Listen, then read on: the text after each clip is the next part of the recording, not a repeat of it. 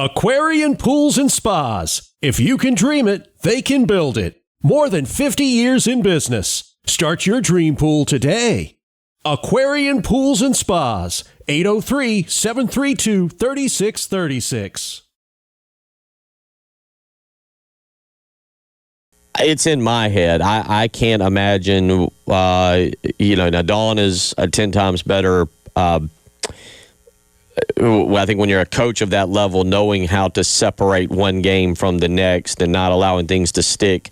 But how South Carolina was handled last year by Connecticut is rattling around in my brain. And I don't know if this year, truthfully, there's much differences between the teams. I don't think South Carolina improved dramatically, and I don't think UConn, even with the loss of Paige Beckers, came down dramatically. It's a rare instance where, look, any team coached by Dawn Staley, you're going to have some semblance of belief that they can go out there and beat anybody. But if they went into this game tomorrow night and did lose to UConn, nobody here is going to be shocked by it, right? Because, again, there's a UConn team that's undefeated, a UConn team that handled you twice last year, including in the national championship. It's a very rare instance where Carolina is the underdog, and nobody's really arguing that. Again, we know they're capable of going out there and playing a great game and being able to win this game and win Sunday and win a national championship. But this is, I don't know, is this the most doubt we've had going into a Final Four in quite some time? Because again, they matched up with Iowa a couple of years ago, and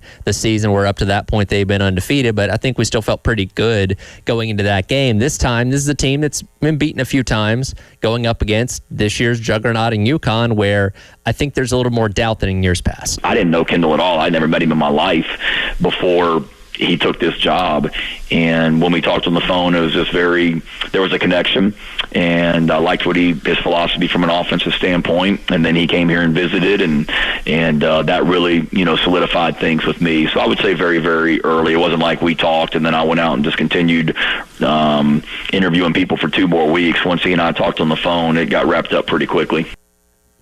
You like to hear that, a connection there. I mean, what'll be interesting is how much Shane Beamer, I'm going to use the word meddles, and that's unfair to Shane, and I shouldn't say it that way, but how much Shane Beamer gets involved, right? Yeah, and, that was kind of the thing last year that we talked about so much is, how much override power was Shane having in that offense when things weren't going well to be able to just slam his fist on the table and say, hey, let's do this, let's do this differently or whatever, because what you're doing is not working. So it's going to be interesting to see. Again, this is a hire that excited the fan base, right? And when you come off of the disappointment that was last year's offense with Mike Shula, this is the exact type of guy with a college-specific offense and no NFL history to speak of at Kendall Briles that people were clamoring for. Again, we're going to have to wait 4 months to see the results, but I think the overall attitude of where people are at with this offense is going to be overwhelmingly positive heading into the season. Now, of course, if the season goes sideways and the offense is bad, we'll change our attitude on that, but